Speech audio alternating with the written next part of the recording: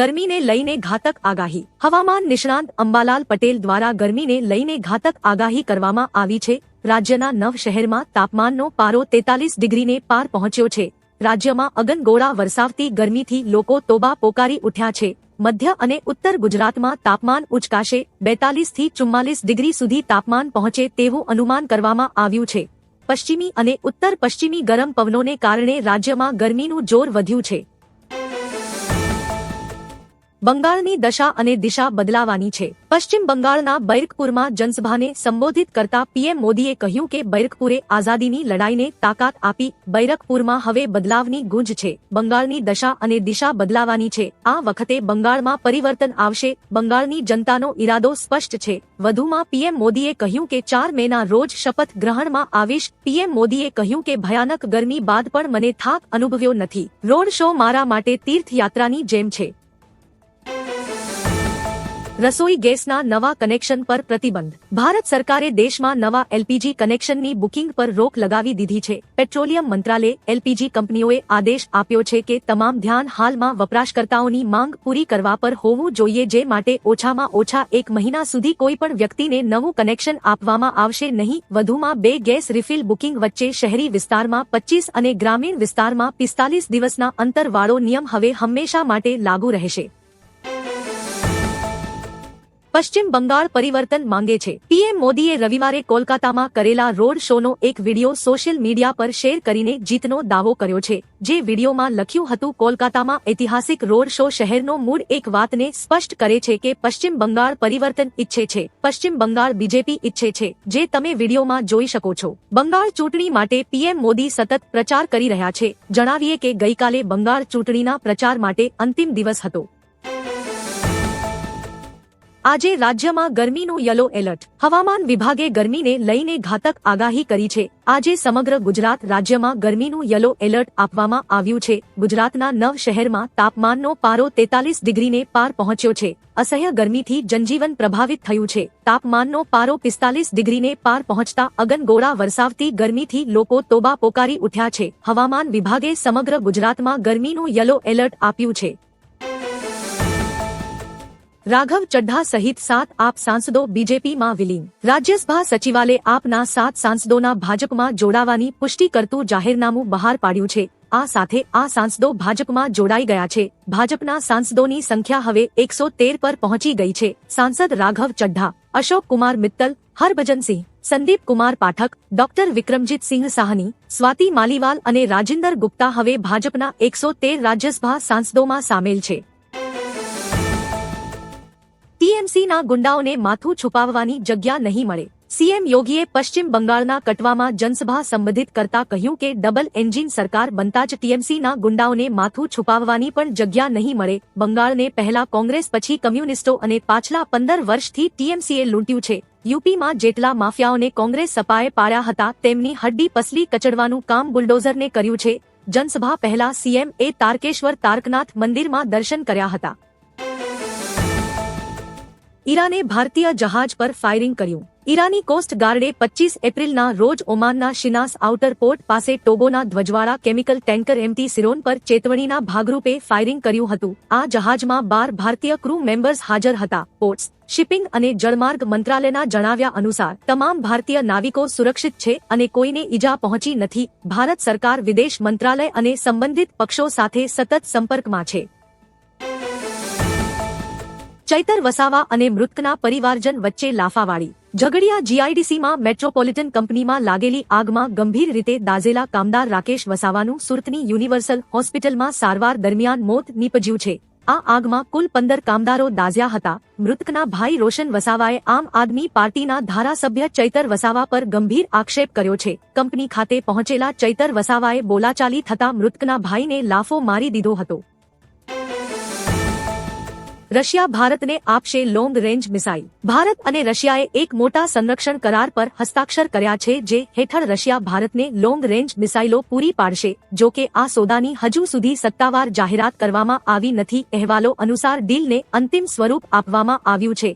રશિયાની R-37M ultra long range missile ભારતને ખાસ કરીને ચીન અને પાકિસ્તાન સામે ટક્કર આપી શકે છે.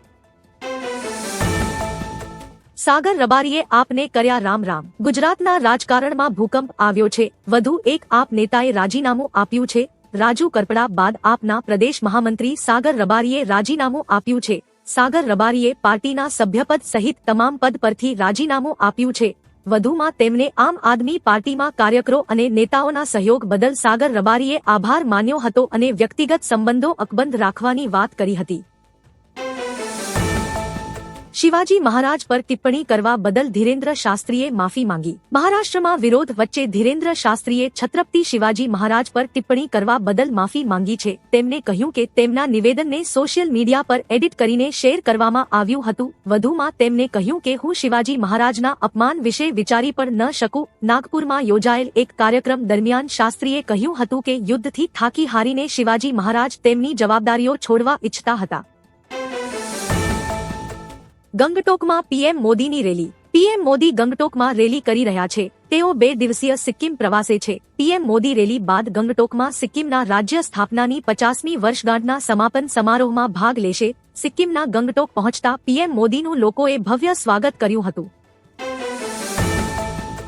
ગુજરાતમાં ફરી ચૂંટણીની જાહેરાત। સ્થાનિક સ્વરાજ્ય ચૂંટણીમાં 3 બેઠકો પર ફરી મતદાન થશે। આ બેઠકના ઉમેદવારો અવસાન પામ્યા હતા। ચિત્રિયા બેઠક, અસ્તાન બેઠક, દહેગામડા બેઠક રાજ્ય ચૂંટણી આયોગે જાહેર કર્યા મુજબ 11 મે ઉમેદવારી પત્ર ભરવાની છેલ્લી તારીખ, 12 મે ફોર્મ ચકાસણી, 13 મે ફોર્મ પરત ખેંચવાની છેલ્લી તારીખ છે।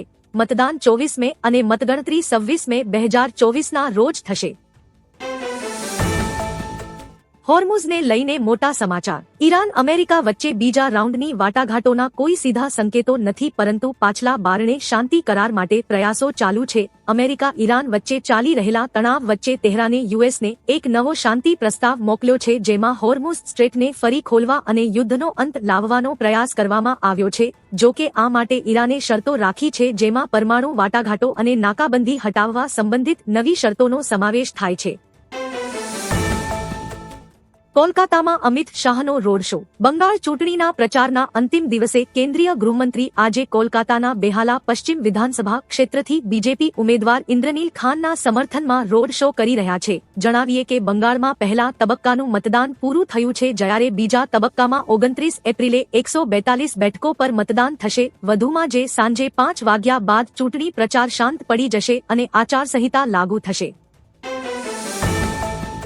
બંદૂકના નાળચે એસબીઆઈ બેંકમાં લૂંટ। સુરતના વરાછા વિસ્તારમાં સ્ટેટ બેંક ઓફ ઇન્ડિયાની શાખામાં 4 હથિયારધારી લૂંટારુઓએ ઘૂસીને આશરે 50 લાખ રૂપિયાની લૂંટ કરી છે। લૂંટારુઓએ બેંક કર્મચારીઓને બંદૂકની અણીએ બંધક બનાવીને સ્ટ્રોંગ રૂમ અને કેશ કાઉન્ટરમાંથી રોકડ રકમ લૂંટી લીધી હતી। ઘટના બપોરના સમયે બની હતી।